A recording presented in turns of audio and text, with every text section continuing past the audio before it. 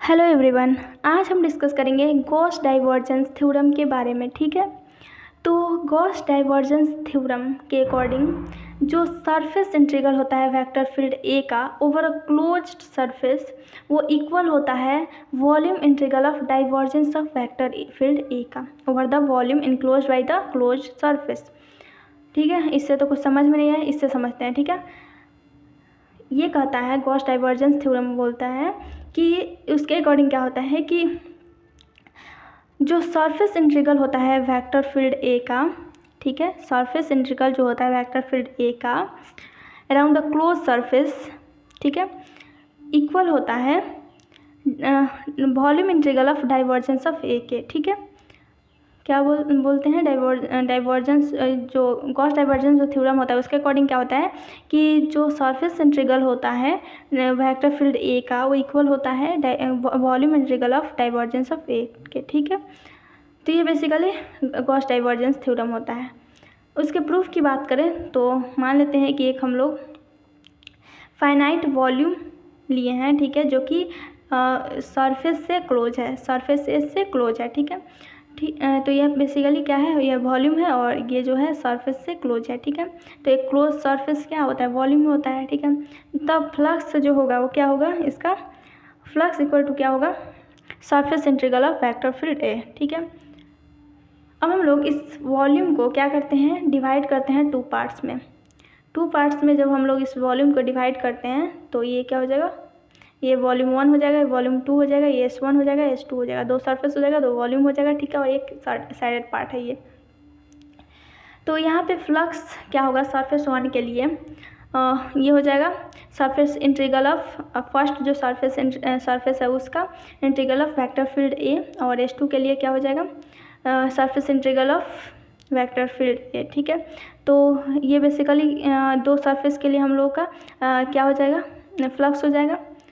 यहाँ पे जो साइडेड सरफेस है वो दोनों साइड में कॉमन है। ठीक है, तो इसलिए इसका फ्लक्स जो होगा वो ज़ीरो होगा, इसका फ्लक्स नहीं होगा यहाँ पे, क्योंकि इधर से ये फ्लक्स है, इधर से ये फ्लक्स है, तो यहाँ पे फ्लक्स जो दोनों है वो अपोज कर रहा है। तो अपोज करने की वजह से, क्योंकि ये दोनों साइड में कॉमन है इसलिए, तो ये दोनों अपोज करने की वजह से क्या हो रहा है कि ये एक दूसरे को कैंसिल कर दे रहा है, इसका वैल्यू जीरो हो जाएगा। ठीक है, तो टोटल फ्लक्स अगर बात करें तो S1 और S2 का रहेगा, तो यहाँ पर क्या हो जाएगा, टोटल फ्लक्स करें तो यहाँ पे क्या हो जाएगा, सरफेस इंटीग्रल ऑफ सरफेस 1 जो होगा उसका surface integral of vector field A, फिर जो सरफेस 2 है उसका। ठीक है, जो फ्लक्स का वैल्यू है वो उसको हम लोग ऐड कर देंगे।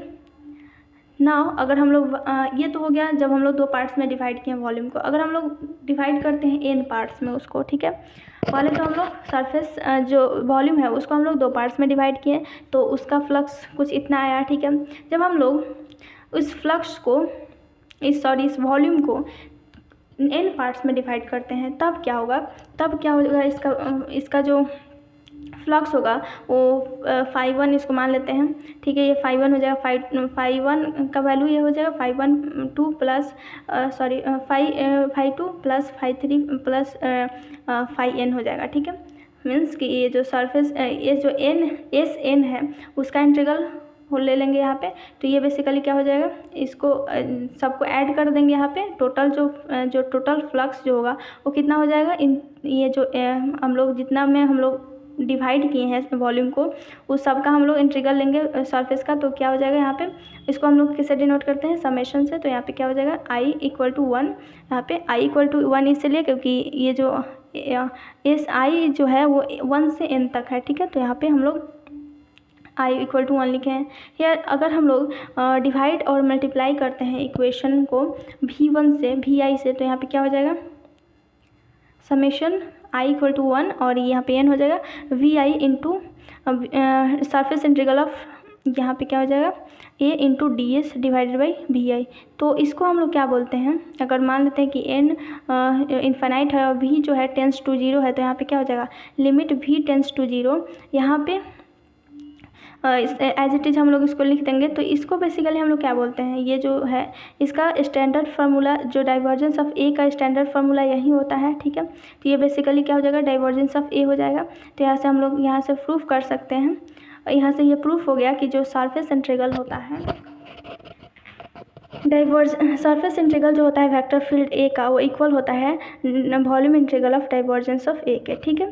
तो ये बेसिकली यही डाइवर्जेंस थ्योरम है। इसके एप्लीकेशन की बात करें तो इसका यूज बेसिकली फ्लक्स को कैलकुलेट करने के लिए किया जाता है क्लोज सरफेस के थ्रू, जो कि वॉल्यूम को इनक्लोज किया रहता है, ठीक है। It is use to convert volume integral into surface integral and vice versa. Basically जो गॉस डाइवर्जेंस थ्योरम होता है उसका यूज हम लोग वॉल्यूम से सरफेस और सरफेस से वॉल्यूम इंटीग्रल में भी कन्वर्ट करने के लिए करते हैं। तो ये बेसिकली क्या हो जाएगा, डाइवर्जेंस थ्योरम हो जाएगा। आज के लिए बस इतना ही। Thank you.